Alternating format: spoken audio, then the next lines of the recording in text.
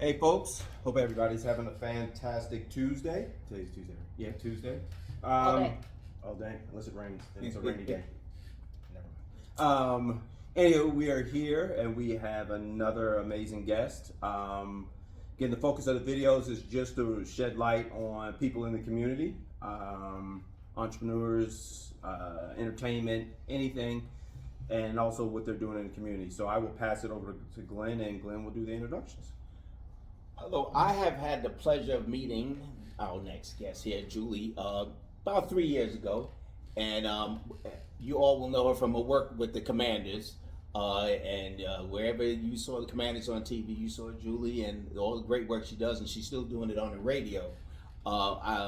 Again, I also had the opportunity to be security for Julie. So, Brings the muscle. yes. Hey. So anyway, welcome, Julie. Thanks, glad to be here. Yeah, 3 years. It's been 3 years. Yeah, I started with the Commanders in the middle of the COVID in July of 2020, and it's been insane. But I love that we did a great relationship and partnership with DC Prime. So I had the opportunity of being out here every week, eating the great food, talking with the greats of the game, and you guys have become literally my favorite watering hole.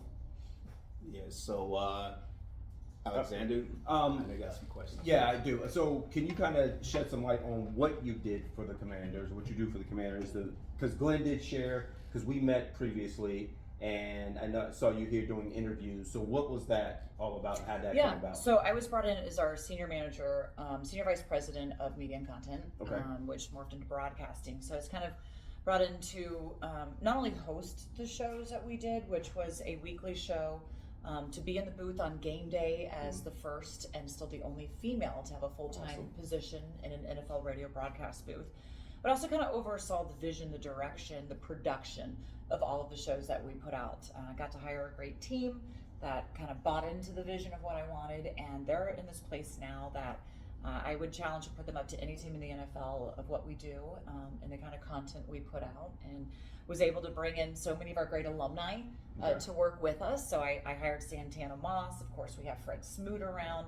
Logan Paulson, I heard him on the radio. I'm like, this guy is amazing. We need to do more with him. And he's just really blossomed and is really growing into his own. I think the fan base is really enjoying his work.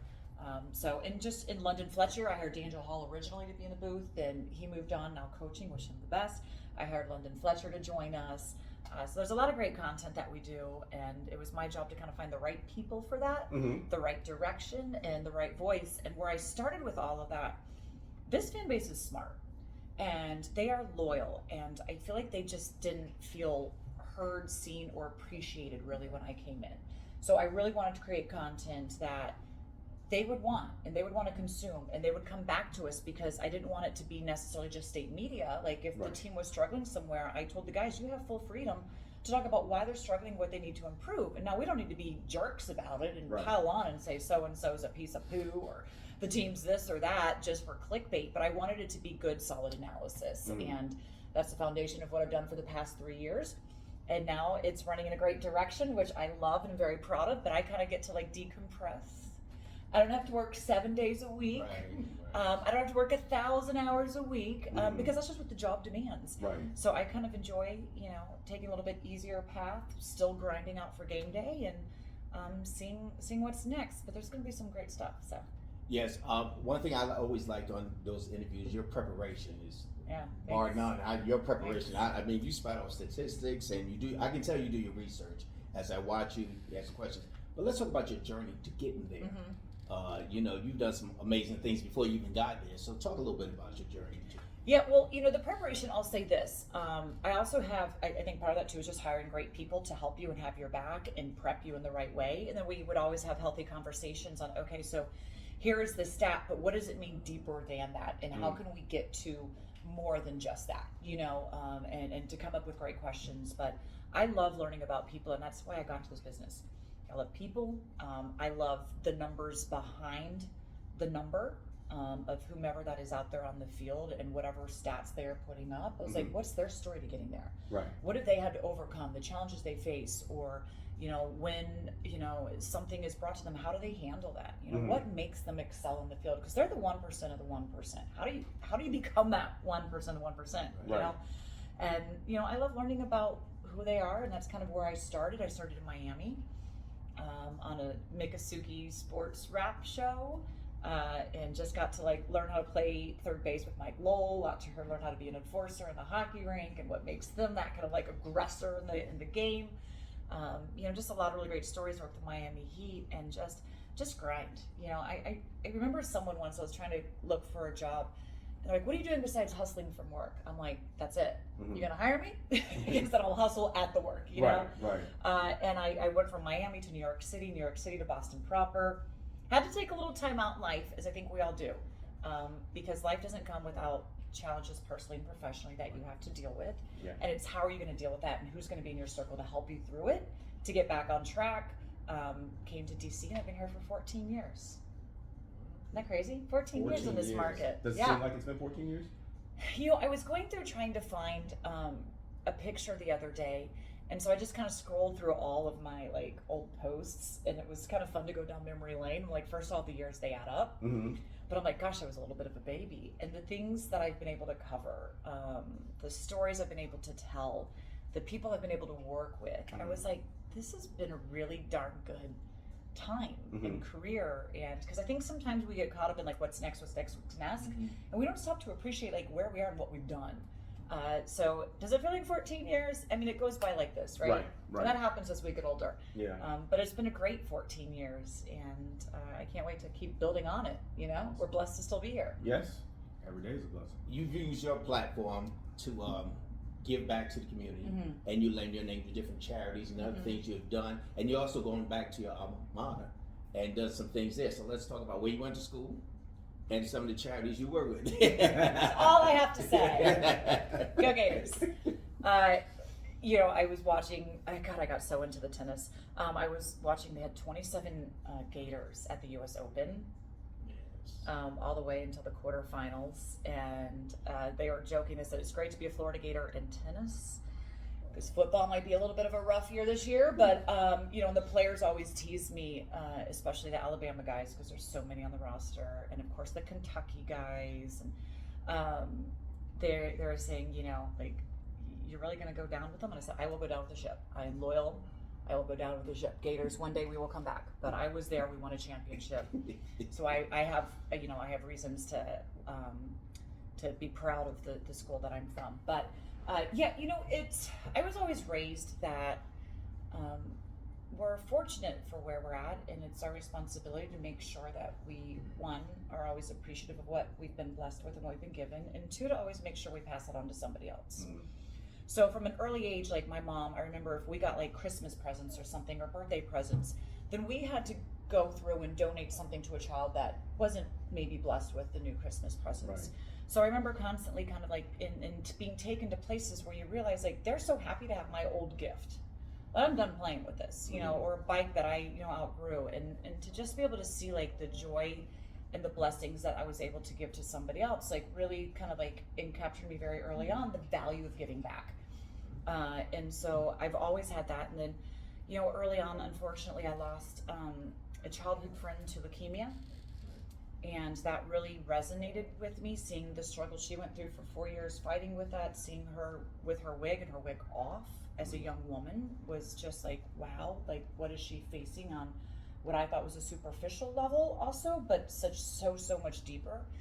And then I lost another family friend who said he wasn't afraid of dying, but he was afraid of the treatment from leukemia. So he died within a month. So that's something I always vowed early on at 17 years old, say I will forever get back. And I've always worked with the Leukemia Foundation from early days of typing in cards to the computer to working with Walk the Nights awareness. I'm on the board for LLS. I raised just about $170,000, which DC Prime was a huge support with. And so I know you guys were aligned on values on that and giving back to the community and the value it brings. Yes. But you know, in my position, I get asked constantly can you participate in this, you know, with, you know, I mean, it's from underprivileged children to, you know, autistic children to, you know, food banks. And I'm always quick to say, yes, I will give you my time.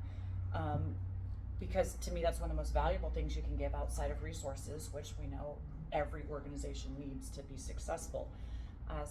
It's very rarely I will say no, just because I know that value, and I believe in the power of one, and I've experienced that one giving to me, and how it's impacted and changed my life, and so I want to be that one that can give to someone else. Is you never know, if you plant that seed, you plant that moment, you invest that time in them, where that's going to go and where that's going to resonate, because you don't know where they're at in their walk, or what that one little gift or what that one little moment may mean to them. Right. And that can be life changing. Yeah. And on that, because one of the things that we when we interview folks is the time giving back. You never know what that hour can do. Right. And sometimes it's not about giving finances or material things. It's what you have to give. It's just what you have to give. And can you just, again, kind of express how important like an hour or just something can make in someone's life? Well, here's the thing. The one thing we can never get back is time, right? And you can, yes, we need resources, and yes, people need so many different things to be able to be, move to a better place from whatever they're dealing with. But I've definitely found, especially when, I'm working with, and I have the opportunity now to kind of like help maybe like a kid come into the organization and experience a special moment. But when you come across and you just sit, you're talking with a family or a child that's been dealing with illness and in and out of the hospitals and surgeries over and over again, and to see their face light up, and then when you see them again and they run up to you and they just want to give you hugs because you took the time to like, just share a few words of encouragement or just spend time with them. Right. That's something that I think just warms my heart more than anything. And also too, it goes to like animals. I'm a huge animal lover, and I work with the Humane Society, and one of the most rewarding things to me as well is, you go in to be with the dogs and they need to have them socialize. They want you to read to them, and these dogs are all over the place and anxiety and barking, and you sit and you read, and I'm studying, reading out like whatever's going on in the NFL or the NBA or, and all of a sudden the dog's calm, relaxed, and just cuddle up next to you. And to me that's rewarding, but it's also helping a dog calm, socialize, and then be able to give that love to a family. So, but that's just time. Yes. And that's just time. And when you invest that time, I have always found you get back so much more. Right. So. Right. What's in the future for you? What do you see in the future? Now, I know you and I have had conversations, and I said definitely I can see more of you in the speaking realm, doing more speaking, so contact her. More speaking, but what do you see in the future?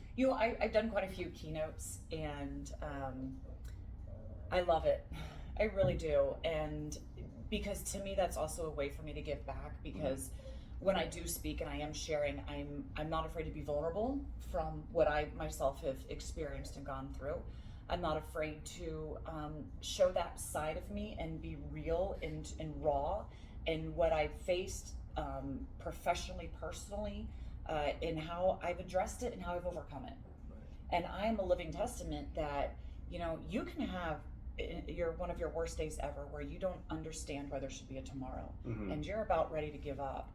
And knowing how I can get from that moment to being able to be in a position of influence and impact and have a voice that can resonate, because I can share what I use and the people that helped me, and the faith that came in to overcome that, or the lessons that I've learned professionally, being an only in the room. I am definitely in a male-dominated world, and while there's plenty of women there's so many times I've been the only. How do you find your voice? How do you use that voice to make impact and change that is going to resonate to those others that you're working with, and to where that correct decision-making trickles down to those that have to execute it. And just kind of starting over in life. So I love doing the keynote. And to me, if one person takes away one note from that, it's worth it. Right. It's worth me sharing. So I really do enjoy that, and I envision that being something that I want to work more on serving on panels. But I'm reaching out to my contacts, and there's a lot of things that I still have dreams on that I haven't necessarily fulfilled entirely. Right. And there's much more to me that I believe than just talking about sports. I think it's more people, and it's more growth, and it's more leadership. So I'm looking to stepping into kind of that world, and kind of what y'all are doing is taking the wisdom from others that have done it and passing it on to somebody that's looking for a little bit of a step on how can they get to that next level. Well, you can definitely put this in the check box. Her dream of talking. Totally. When I saw this, I said, I need to get on that show. It's taken 3 years for you to bring me on, though. contract Yeah, negotiations. well, it's- these I'm very other things. expensive. I I require a steak, I require a crab, I require a good glass of wine, and maybe, Well, we did that thing that you say, just take a pause for a minute, Yeah. so to get things together. But now that this new iteration of me and Alexander, we have the opportunity to just talk with people and talk about just talk about their perseverance and how they do those things. So these nuggets that you have given out is exactly what we're looking for. I kind of want to take it back to you made your comment, the only. And one of the things that we want to shed light on is, especially, we don't know who our audience is. We have no idea. But if there are women out there, young ladies that are like, how do I? Because I'm the only. What words of encouragement, what would you say to them? I think the biggest thing is, and there's so many different moments that kind of like resonate with me of trying to, have that courage when you feel intimidated by your surroundings, by the people that you're in the room with, and even like how our body physically takes over. It's things I want to ask questions on or raise to a point. And it's like, your hands get clammy, your throat gets dry, your voice starts to quiver, your heart starts to race. And at times that has held me back from speaking up. I've later heard maybe a different gentleman or whomever else raise the same point or ask the same question. I'm like, well, why was I so afraid to hold back what I wanted to speak, what I wanted to ask? And that would just kind of like a lot of times give me courage to say, well, you don't have to have that fear, and you don't have to be perfect. And I think a lot of times women feel like they have to be perfect. They have to be so eloquent. Everything has to come out the right way. Even in press conferences, asking coaches questions, I feel like you have to have it what if it's going to be a dumb question? What if I don't get it out the right way? Right. And then you hear people stumbling all over the place, and I think the biggest things you have to, trust that first of all, you've done your homework, your work, your research, you're confident in what you have. And if you don't, that you are confident in asking the questions to know what you need. And then realizing it doesn't have to be a perfect presentation. It doesn't have to be a perfect question, perfect thought, or anything. And then when you do speak up like that, you get respect. And when you get the respect because you know that you've done your work, then it encourages you more to speak up. Right. And then you realize that was an action, and then maybe your idea they actually put into play, and that brings confidence. But you don't always have the confidence right off the bat. That comes from just kind of stepping into it a little bit. And once you see that go into play, it's there. But I also have this thing too, like when you do make a mistake, and that's going to happen, and when you do fail, that's going to happen. When you are released from a job, and that's going to happen, it's how do you handle that? How do you step into that, say, okay, maybe that didn't come out the right way. Maybe it wasn't received the right way. To not let that deter you from trying again. Right. From stepping into your purpose again, saying, okay, like what did we learn in that moment? How can we do better next time? And I think the biggest thing of when I want to speak up a lot of times in the room, I say, okay, what is the overall objective I want to achieve here? And what is the best way to go about achieving it? And sometimes you just have to flip maybe the way you approach it so you feel like it's going to be received well. Because a lot of times, I can be very direct.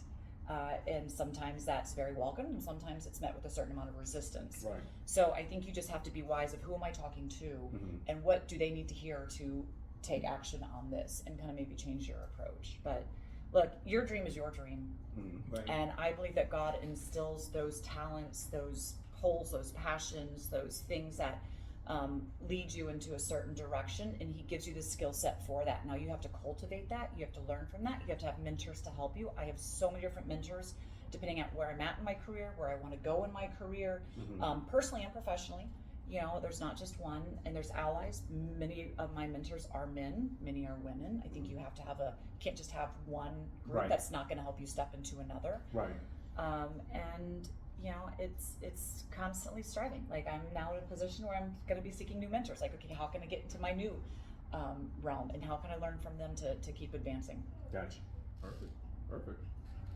You have anything else, brother? I think we're just going to get ready to wrap it up. Okay. I appreciate you taking the time to come here. Most I'm definitely. so glad to call you a friend. Yes. And I'm glad for all those talks that we have had, and they're good talks, y'all. And so Not always on camera though. that's right. Again, appreciate your time. Thank you so much. Great insight, and we look forward to doing it again soon. And All right, as I guys. always say, take time to give time. All right. You guys have a great one. Take care. Thanks everybody. Bye. Thank you.